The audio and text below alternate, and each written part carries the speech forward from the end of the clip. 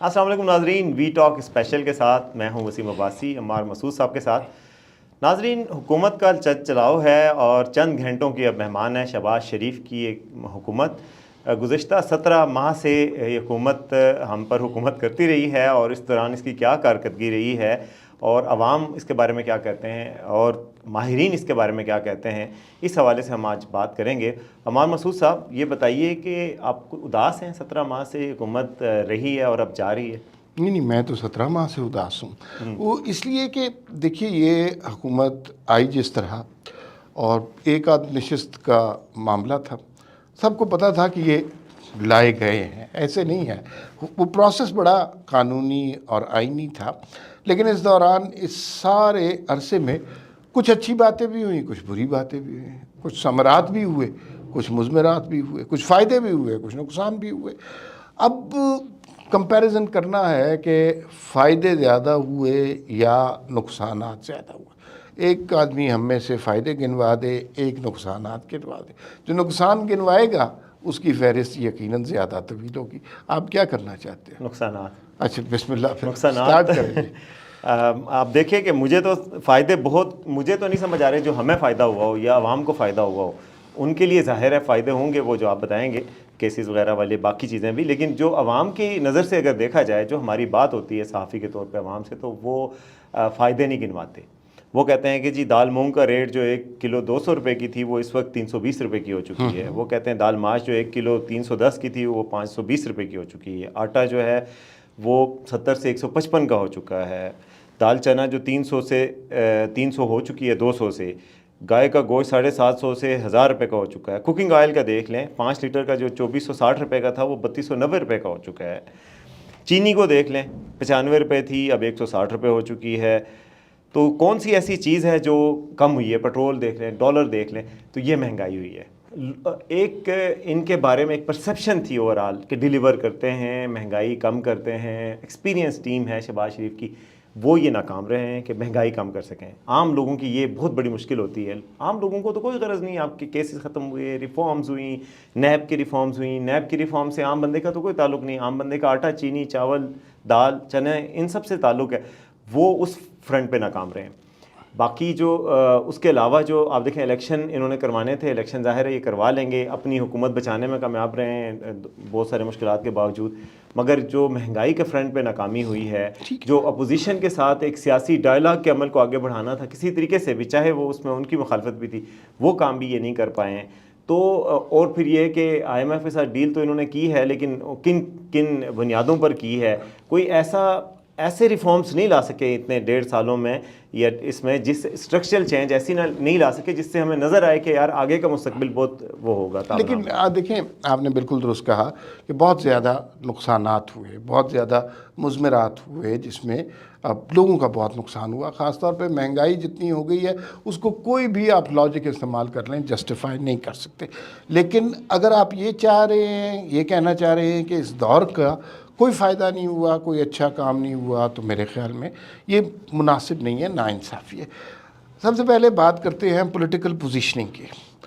عمران خان ایک جو ہے جس طرح کا ہوا بن گئے تھے، جس طرح وہ اپنے سیاسی مخالفوں کے لیے، جس طرح اپنی تقاریر سے لے کر اپنے دور حکومت میں جس طرح وہ لوگوں کے ساتھ غیر انسانی، غیر آئینی، غیر قانونی سلوک کر رہے تھے، اور جس طرح سماجی، اخلاقی، سیاسی اور جمہوری طور پر ہم ایک انحطاط کا شکار ہو گئے تھے، وہ یہ نہیں ہوا کہ وہ انحطاط ختم ہو گیا، لیکن اس کو کم از کم ایک بند اس کے آگے ضرور بن گیا ہے۔ ورنہ اس سوسائٹی میں ہر گھر میں لوگ ایک دوسرے کا سر پھاڑ رہے ہوتے ہیں، جس طرح کی سوچ چل رہی تھی۔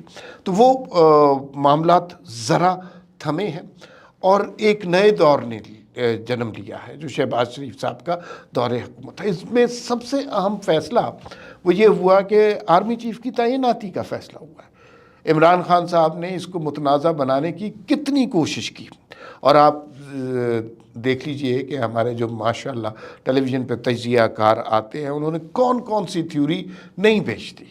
لیکن سیاسی قوتیں ایک نقطے پر فوکس تھیں اور انہوں نے ڈیسیژن کر لیا کہ یہ شخص آرمی چیف ہوگا اور اس کو کسی بھی تنازع سے پاک کر دیا۔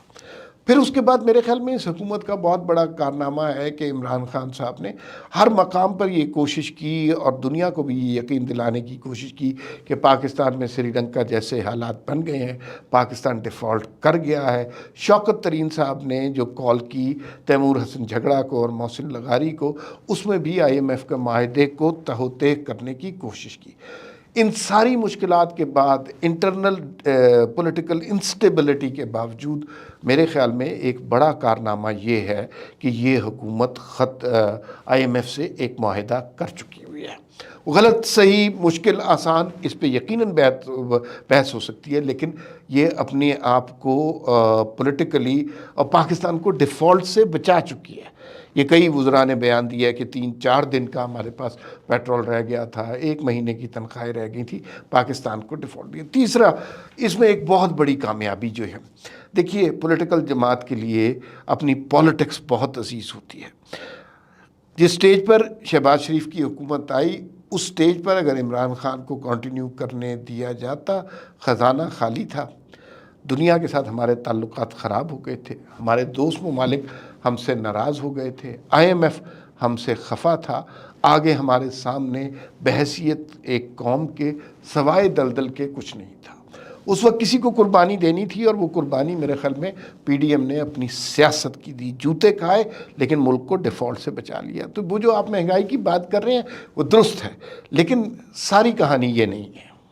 اچھا، لیکن یہ دیکھیے عوام کو تو یہ کوئی نہیں سمجھا سکتا۔ ابھی اگر انہوں نے الیکشن میں جانا ہے، عوام کے پاس جانا ہے، تو پھر ان کو کوئی جواب تو دینا پڑے گا کہ وہ کیسے کریں گے، اور عوام کو کوئی بہتر مستقبل کی کوئی نوید ہی دے جائیں، اور نوید ابھی تک کم از کم نہیں دے سکے۔ اچھا، بیانیے کے محاذ پر بھی یہ کوئی آپ سمجھیں کہ بہت بڑی فتح ان کی نہیں ہوئی۔ آپ اگر عمران خان کا ووٹ بینک دیکھیں، ابھی پشاور کے الیکشن میں وہ جیتے ہیں ان کے کینڈیڈیٹ، تو ووٹ بینک بھی ہے ابھی بھی باقی۔ نہیں، یہ جو آپ بالکل کہہ سکتے ہیں کہ عمران خان کا ووٹ بینک ہوگا، لیکن پشاور کے الیکشن کی مثال اس میں بالکل غلط اس لیے ہے کہ بھائی ہم بات کر رہے ہیں قومی بیانیے کی، قومی تناظر میں یہ بات کر رہے ہیں۔ وہ ایک تحصیل کا الیکشن تھا جس کے اندر بہت سارے فیکٹرز ہو سکتے ہیں، تو اس سے پلیز کمپیئر نہ کریں۔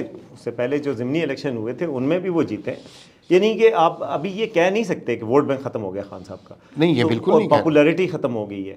جس وقت عمران خان صاحب کی حکومت تھی، وہ پاپولیرٹی ان کی بالکل ڈیمینش ہو رہی تھی اور ختم ہو رہی تھی، اور اگر ابھی تک ان کی حکومت ہوتی تو یہ بھی ایک تاثر تھا کہ عوامی سطح پر ان کو ریجیکٹ کر دیا جاتا۔ ابھی یہ ہے کہ ان کو عوامی پذیرائی حاصل ہے، اور ان کے عوامی طور پہ دیکھیں آپ، نواز شریف صاحب انہوں نے، وہ آئے تو نہیں پاکستان، لیکن ان کی ایک بڑی اچھی ایک گڈ ول بنی ہوئی تھی عوام میں کہ وہ ہیں، ریلیف دیتے ہیں، انہوں نے ڈیولپمنٹ کے بہت کام کیے ہیں۔ ابھی وہ بیٹھے بٹھائے ان کی مظلومیت ختم ہو کے وہ ایک مہنگائی کرنے والے حکمرانوں کے ساتھ ہی اب شمار کیے جاتے ہیں۔ یہ نقصان ہوا ہے ان کی پارٹی کو، مطلب 5 سال کی حکومت بھی نہیں ملی، یعنی نہ خدا ہی ملا، نہ وصال صنم، نہ ادھر کے رہے نہ ادھر کے۔ لیکن اس میں آپ یہ دیکھیے نا کہ انہوں نے میرے خیال میں یہ قربانی کسی ایک فرد کے لیے نہیں تھی، یہ مجموعی طور پر قوم کے لیے اور ملک کے لیے قربانی تھی۔ دیکھیے جنرل باجوہ اور جنرل فیض کا جو ہائیبرڈ نظام تھا، وہ ایک سٹیج پر انہیں پتہ چل گیا تھا کہ یہ بازی الٹ گئی ہے، یہ بساط جو ہے اس میں سارے مورے غلط پڑ گئے ہیں، اور اس کا اب سوائے اس بساط کو الٹنے کے پاکستان کے سروائیول کا کوئی چانس نہیں ہے۔ تو اس سٹیج پہ وہی لوگ جو عمران خان کو بڑا چہیتا مانتے تھے، انہوں نے یہ سارا سلسلہ شروع کیا۔ ہوا سب کچھ آئینی طریقے سے، لیکن یہ ہمیں پتہ ہونا چاہیے کہ وہ بیساکھیاں جو عمران خان کو 2018 میں عطا کی گئی تھی، وہ بیساکھیاں ان کی ناقص کارکردگی کی وجہ سے، ان کی رعونت اور فرعونیت کی وجہ سے، ان کے تکبر کی وجہ سے ان سے چھین لی گئی تھی۔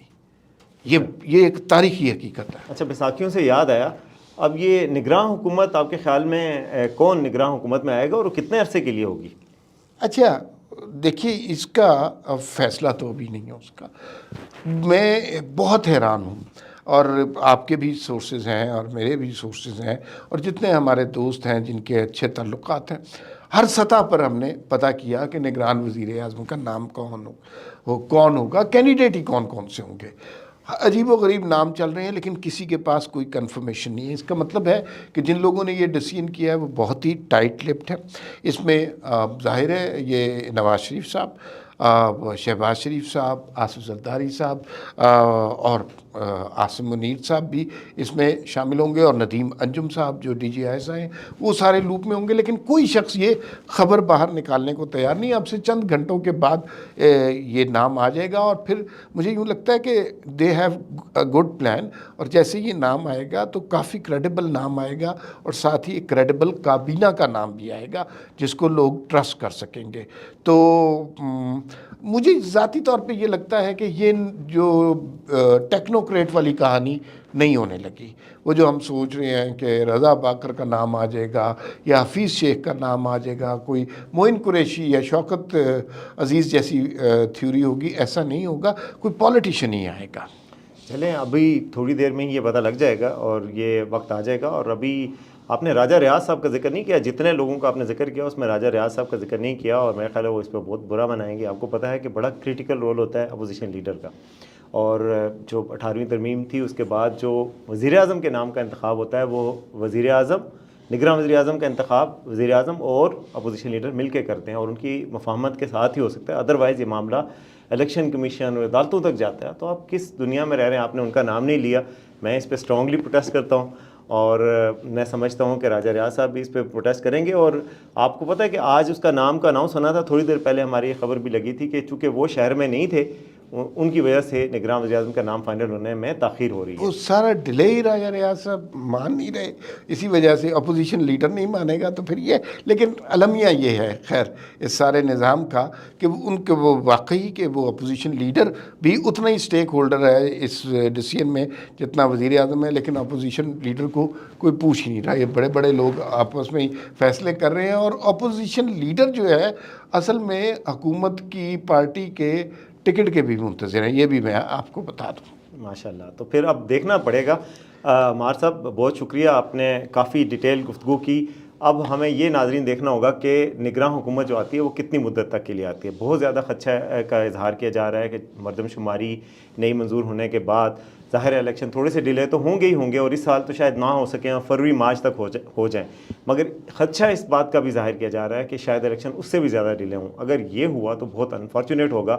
جمہوریت اس ملک میں جاری رہنی چاہیے جیسی بھی ہے. عوام کو ووٹ کا حق ہونا چاہیے، فری اینڈ فیئر الیکشنز ہونے چاہیے اور جلد ہونے چاہیے، تاکہ عوام ایک اپنی رائے ایکسپریس کریں اور ایک الیکٹڈ گورنمنٹ آ کے ملک کے بڑے فیصلے کر سکے. چونکہ آگے پھر ایک اکنامک ریوائول کا ایک بڑا پلان آنا ہوگا، اور ملک کی مستقبل کے فیصلے اور جو باقی ریجنل پالیٹکس چل رہی ہے، جیو پالیٹکس ہے، اس میں ہم فیصلے کرنے ہیں، فارن پالیسی کے فیصلے کرنے ہیں. اس سے پہلے کہ آپ پروگرام کلوز کریں ایک چھوٹی سی بات بتاؤں کہ یہ جو بات ہو رہی ہے نا کہ الیکشن ایکسٹینڈ ہو جائیں گے، انٹرم گورنمنٹ ایکسٹینڈ ہو جائے گی، 6 مہینے تک ہو جائے گی، سال تک ہو جائے گی، یہ وہ بل مردم شماری والی بات پر یہ جنوری فیبری مارچ تک بھی یہ حکومت ایکسٹینڈ ہو سکتی ہے اس کو پلی بنا کے.